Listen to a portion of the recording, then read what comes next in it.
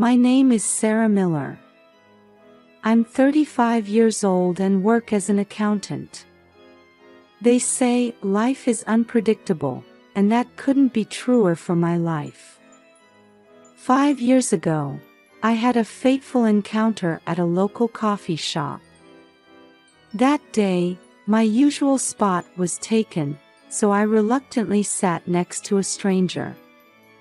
He struck up a conversation, saying, "The latte here is simply divine." That was the beginning. The man's name was Mark Miller. At 37, he was a successful architect. I was immediately drawn to his gentle nature and intellectual charm.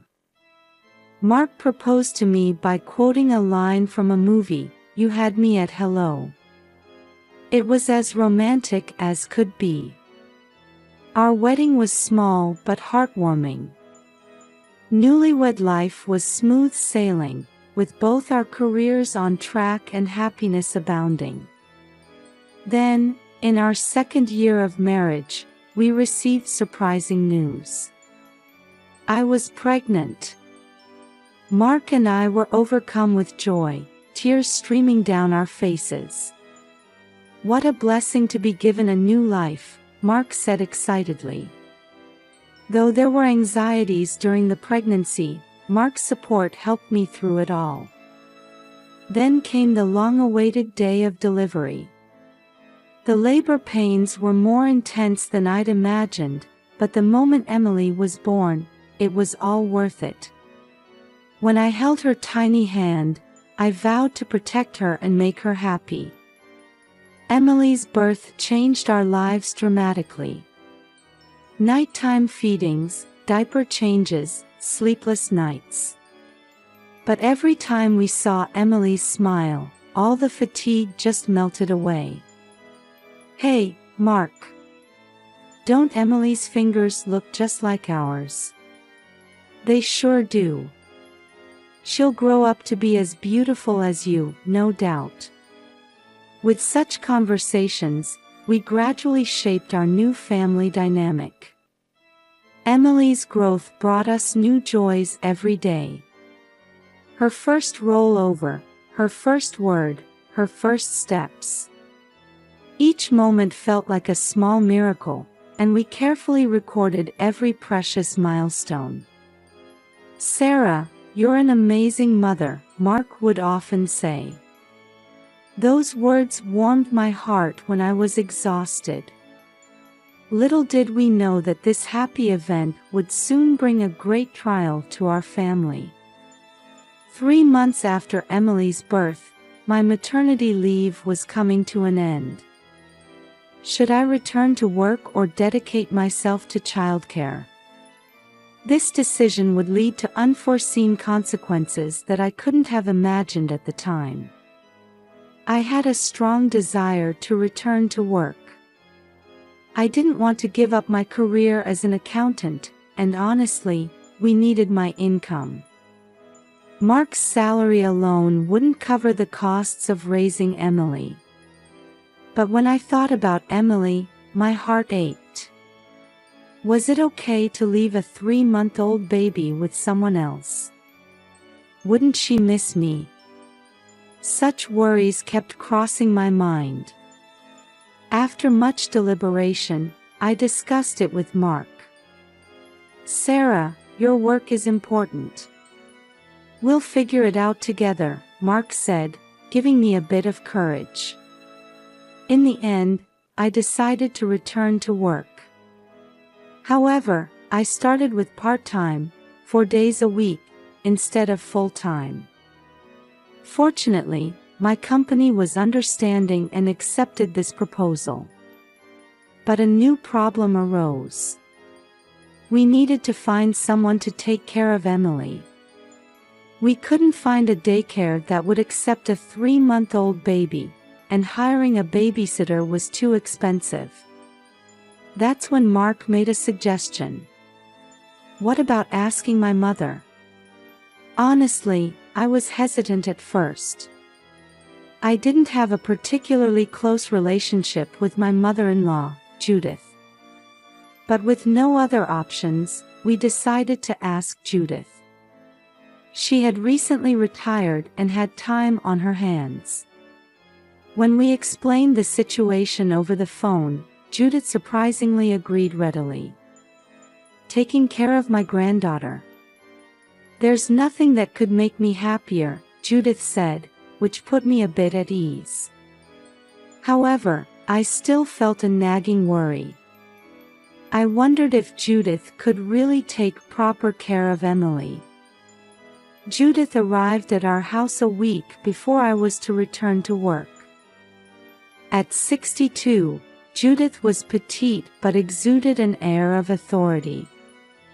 Her graying hair was pulled back tightly, and she wore crisply ironed clothes.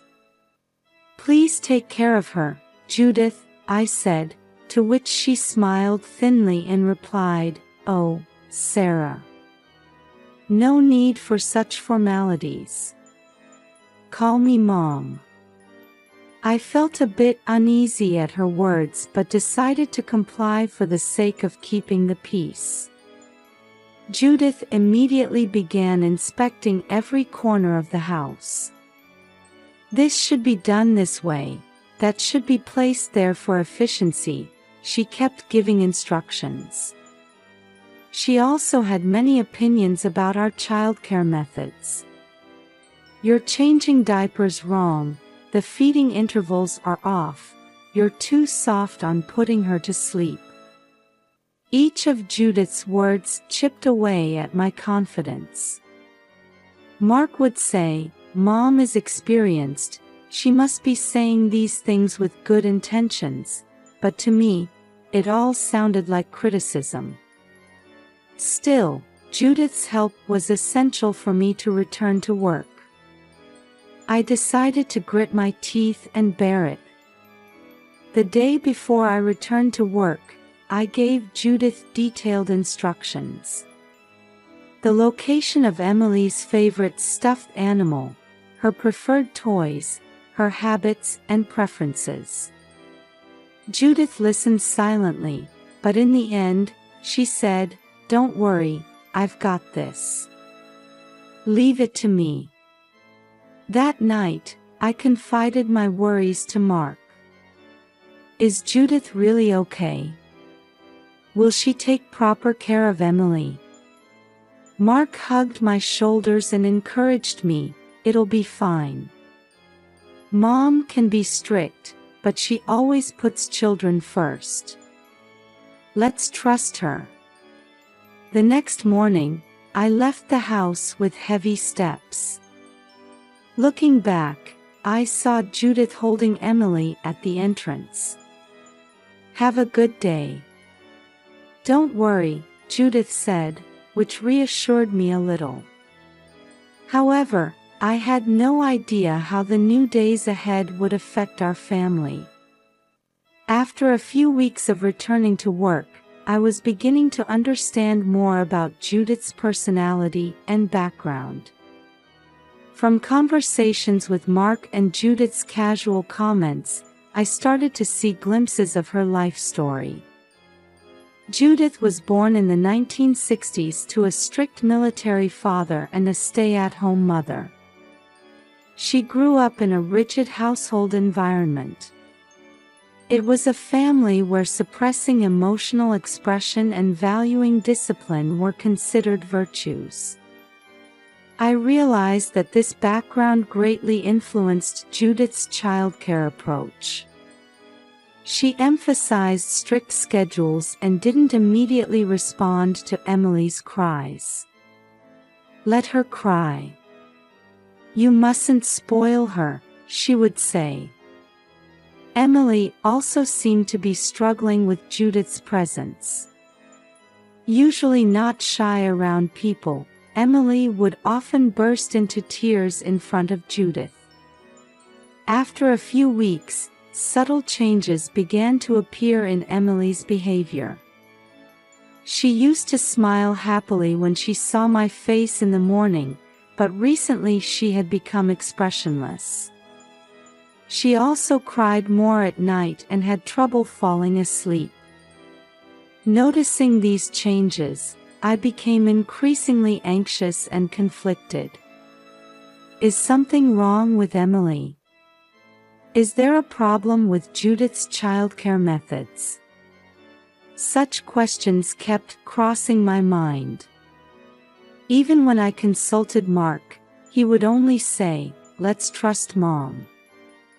I started to get irritated with Mark for not understanding my concerns. "Mark, something's wrong with Emily.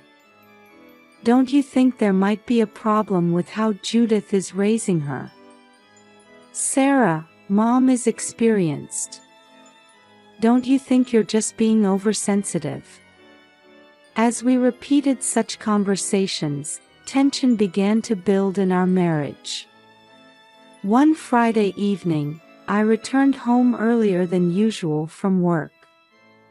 When I arrived, an eerie silence hung over the house. There was no response when I called out, "Emily." "Judith." Driven by anxiety, I searched the house and heard a faint noise coming from the bedroom. When I opened the door, the sight before me made my blood run cold. Emily was lying in her crib, but her body was tightly wrapped in soft towels. She was screaming, her face bright red. And Judith was sitting on the sofa, watching TV. "What on earth are you doing?" I cried out. Judith, showing no sign of distress, said, "This is the most efficient way. I can rest, and Emily is safe." I immediately picked up Emily and untied the towels binding her. When I checked Emily's body, I found light bruises on her arms and legs. Probably marks from being tied up. "Why would you do such a thing?" I confronted Judith, and she calmly replied, "You're too lenient. Discipline is necessary." At that moment, Emily's body suddenly stiffened, and she began to convulse. Her pupils rolled upward, and her breathing became shallow. "Emily! Emily!" I desperately called my daughter's name. But Emily didn't respond. In a panic, I dialed 911. "It's an emergency. My 3-month-old daughter is having a seizure. Her breathing. While following the operator's instructions, I continued to hold Emily tightly. When we heard the ambulance sirens, Judith was still sitting on the sofa. "You're overreacting, Sarah. This is how we raise children in my day," Judith muttered. Looking at her, I realized she truly didn't understand. The paramedics arrived and quickly put Emily on a stretcher. I got into the ambulance with her, but the fear and anxiety I felt at that moment are indescribable. Watching Emily's tiny body continue to convulse, I headed to the hospital with a prayerful heart. The hospital emergency room was in chaos. Emily was immediately taken to the treatment room, and I waited in the waiting room, trembling with anxiety. Mark arrived 30 minutes later. "Sarah, what's going on?" Mark rushed over, out of breath. I explained the situation through tears. I could see Mark's face contort with anger and fear. An hour later, the doctor came to us. "Mr. and Mrs. Miller, we need to talk," he said, and we were led to a small consultation room. "Your daughter's condition has stabilized," the doctor began. For a moment, I felt relieved, but the doctor's expression remained grave.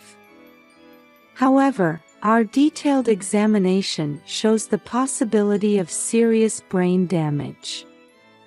The moment I heard those words, I felt my world crumbling. I could feel Mark squeezing my hand tightly, but all other sensations seemed to have gone numb. The doctor continued, "We've also found signs of long-term abuse.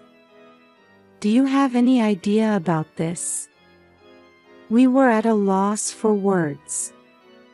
We hesitated whether to talk about Judith but decided to reveal everything. The doctor listened with a serious expression and said, "We'll need to contact Child Protective Services." Just then, we heard a commotion in the hallway.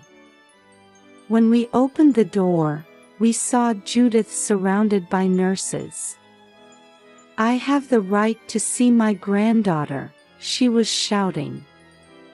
Glaring at the doctor, Judith cried out, "I've done nothing wrong." When Mark tried to intervene, Judith lashed out, "This happened because you spoil her too much." Security was called, and Judith was removed from the hospital. However, the chaos left deep scars on our hearts. Emily's future, our family bonds, and our marriage, everything was suddenly called into question. Several weeks have passed since Emily was discharged from the hospital. Life at home has been more challenging than we imagined. Emily's condition was completely different from before, requiring daily care and rehabilitation. Mark and I were exhausted every day, juggling work and therapy. One night, after Emily had gone to bed, we sat facing each other in the living room. Fatigue was evident in Mark's eyes. "Sarah, we can't go on like this. We need to make a decision," he began. I agreed. "But what should we do?" I asked, and Mark let out a deep sigh. "In my opinion, we have two options. One is to sue my mother. The other is..." He hesitated. "The other is..." I prompted, and Mark continued painfully, "to try to reconcile as a family." Those words filled me with intense anger. Reconcile? After what she did to our child, that's absolutely impossible. Mark quietly replied, "I know, Sarah. But Mom had her own issues. Considering her upbringing and past traumas." "That's no excuse," I interrupted. "Emily's future has been ruined." Silence fell. After a while, Mark spoke up.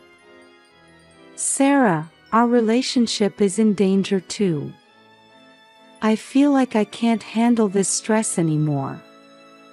Those words brought me back to reality. Indeed, over the past few weeks, we had been blaming each other and arguing more often. "So, what should we do?" I asked in a small voice. Mark took my hand. "First, let's get counseling for ourselves. Then, let's make the best decision for Emily.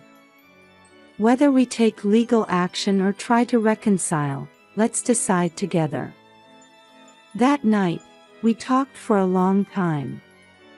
About Emily's future, our family bonds, and our own relationship.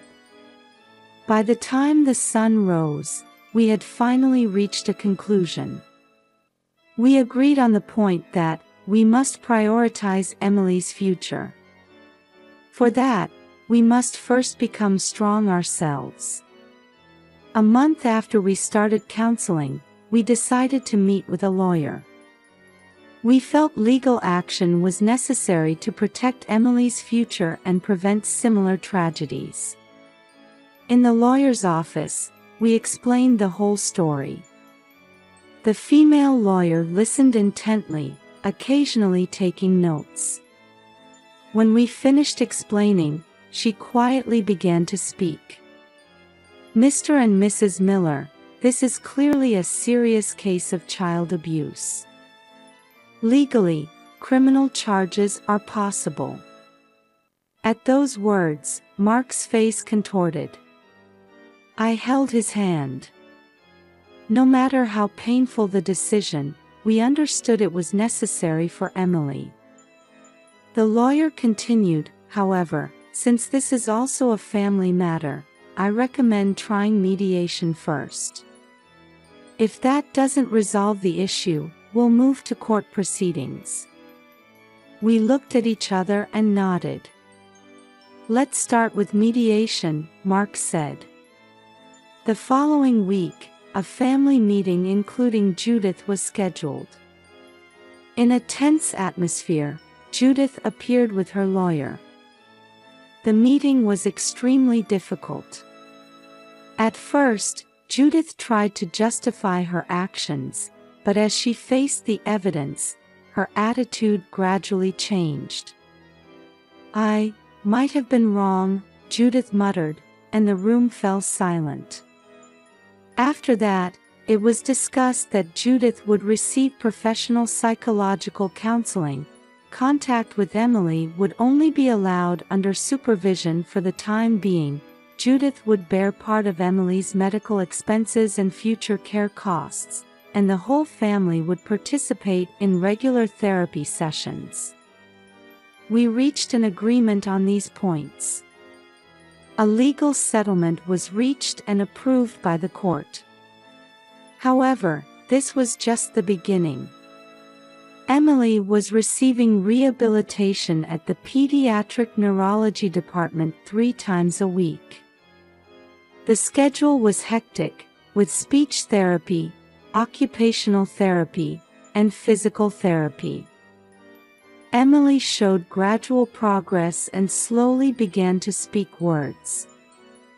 Mark and I were busy balancing work and rehabilitation. Fortunately, both our workplaces were understanding and allowed us to work flexible hours. Still, the accumulation of fatigue was unavoidable. Family therapy sessions also continued regularly. At first, the atmosphere was awkward, but as we repeated the sessions, we began to understand each other's feelings better. The change in Judith afterward was also significant. She earnestly engaged in counseling and faced her past. "Now I understand how terrible my actions were," she said tearfully. Mark had a complex expression on his face as he watched her. I myself was struggling with feelings of self-blame. The thought, "If only I had noticed earlier," would occasionally overwhelm me. The counselor repeatedly told me, "You are a victim, not a perpetrator," but it took time for me to fully accept those words. My relationship with Mark also deepened through this experience. By acknowledging each other's weaknesses and supporting each other, our bond became stronger than before. We also started participating in a local support group. Interaction with families who had similar experiences was a great encouragement. The thought, "We're not alone," gave us strength. By the time Emily celebrated her 2nd birthday, she was showing recovery beyond the doctor's expectations. There were still many challenges ahead, but it was certain that a ray of hope had appeared. This journey may never end. However, as we move forward step by step, we have rediscovered our strength as a family. Emily's 5th birthday. Colorful balloons dance in the garden, and laughter fills the air. Emily is chatting happily with her friends. Thanks to speech therapy, her words have become fluent. She still has some difficulties, but she moves around controlling her wheelchair by herself. Her eyes are full of intelligence, keenly observing her surroundings. Mark and I reflected on the past few years. It had been a series of challenges, but also filled with many surprises and joys. Judith is also participating in today's celebration. Seeing her, we realize that people can change. We feel relieved to see her interacting carefully but lovingly with her granddaughter. Life is unpredictable, but that's what makes it beautiful. Judith's words resonate in our heart. Mark's siblings have also joined the celebration as family members. The former conflicts have now turned into strong bonds.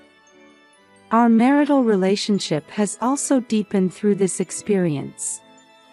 Overcoming difficulties has strengthened our trust and love for each other. Emily's growth has taught us many things. Despite her disability, she is blossoming with her own unique talents. She has a gift for writing poetry and is skilled at operating computers. We have started volunteering at local support groups, using our experience to help others. By supporting families in similar situations, we found healing for ourselves as well. I'm glad to be part of this family.